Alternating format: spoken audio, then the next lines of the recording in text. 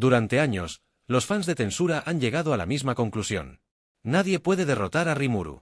Y viendo todo lo que ha conseguido, es fácil entender por qué. Ha vencido enemigos que parecían imposibles. Se convirtió en un True Demon Lord. Obtuvo habilidades capaces de alterar las propias leyes de la realidad. Y alcanzó un nivel de poder que muy pocos personajes pueden siquiera comprender. Pero hay un problema. Las novelas ligeras revelan algo que muchos fans pasan por alto. Rimuru puede ser increíblemente poderoso. Sin embargo, todavía existe una razón por la que no puede considerarse verdaderamente invencible. Y lo más interesante es que esta pista aparece una y otra vez a lo largo de la historia. La pregunta es, ¿qué es lo único que todavía puede amenazar a Rimuru? ¿Y existe alguien capaz de aprovechar esa debilidad? Cuando los fans hablan de Rimuru, normalmente piensan en fuerza bruta. Pero la propia historia demuestra que esa nunca fue su mayor ventaja. Lo que realmente convirtió a Rimuru en alguien tan peligroso fue su capacidad de adaptación. Cada vez que encontró un obstáculo, evolucionó. Cada vez que apareció una amenaza más grande, encontró una solución. Y eso creó una impresión muy peligrosa. La sensación de que Rimuru siempre tendrá una respuesta para todo. Pero existe un detalle importante. Esa capacidad solo funciona cuando tiene tiempo para comprender el problema. Y ahí es donde surge la primera duda. ¿Qué ocurriría si se enfrentara a algo que no pudiera analizar a tiempo? Milim Nava es un excelente ejemplo. Muchos fans pasan horas discutiendo quién ganaría en una pelea entre ella y Rimuru. Pero quizás esa no sea la pregunta correcta. El verdadero punto es otro. Milim representa algo que rara vez aparece en Tensura. Poder absoluto sin preparación. No necesita planes complejos. No necesita estudiar a sus enemigos. No necesita acumular habilidades durante años. Simplemente posee una cantidad de poder capaz de cambiar por completo el resultado de una batalla. ¿Por qué es importante?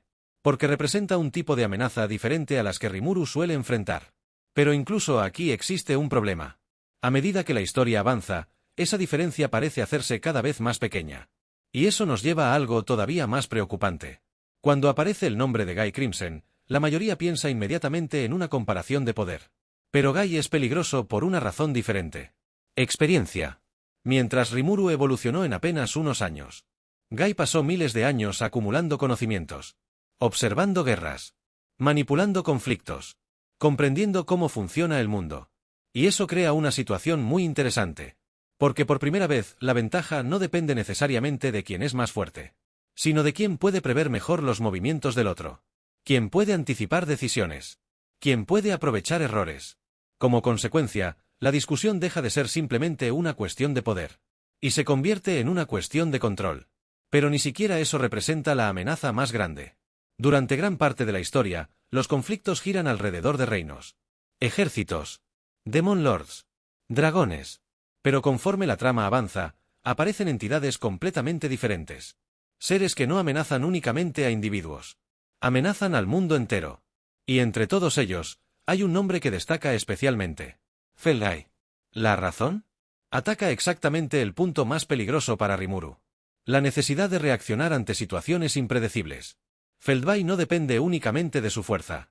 Depende de la planificación, la manipulación, la estrategia. Y eso cambia por completo las reglas del juego. Porque por primera vez la batalla no comienza en el campo de combate. Comienza mucho antes de que la pelea ocurra. Pero existe algo todavía peor. Ibaraje. Un nombre rodeado de misterio. Una existencia tan anormal que incluso personajes absurdamente poderosos reaccionan con cautela cuando se habla de él. Y eso llama la atención. Porque Tensura rara vez presenta amenazas capaces de preocupar a los monstruos más poderosos de la serie. El problema es que nadie conoce realmente sus límites. Nadie sabe cuál es su verdadero potencial. Y precisamente por eso resulta tan peligroso. Porque por primera vez aparece una amenaza que ni siquiera los lectores pueden medir con precisión. Pero aquí existe una ironía. Cuanto mayor es la amenaza, más rápido parece evolucionar Rimuru. Y eso nos lleva a la respuesta final. Entonces, ¿es Rimuru invencible? No. Al menos no de la forma en que muchos fans lo imaginan. Las novelas ligeras dejan claro que todavía existen seres capaces de amenazarlo. Existen enemigos capaces de ponerlo bajo presión. Existen situaciones que podrían colocarlo en desventaja. Pero también existe una razón por la que derrotarlo resulta cada vez más difícil. Rimuru no depende únicamente de su fuerza. Depende de su evolución, su adaptación, su capacidad para aprender. Y cuanto más avanza la historia, más peligrosa se vuelve esa combinación.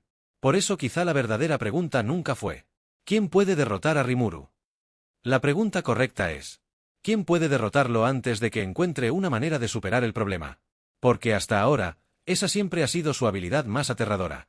Milim, Guy Crimson, Felgai y Barage. Todos ellos representan amenazas reales. Pero ninguno tiene una victoria garantizada. Porque enfrentarse a Rimuru significa enfrentarse a alguien que continúa rompiendo sus propios límites una y otra vez.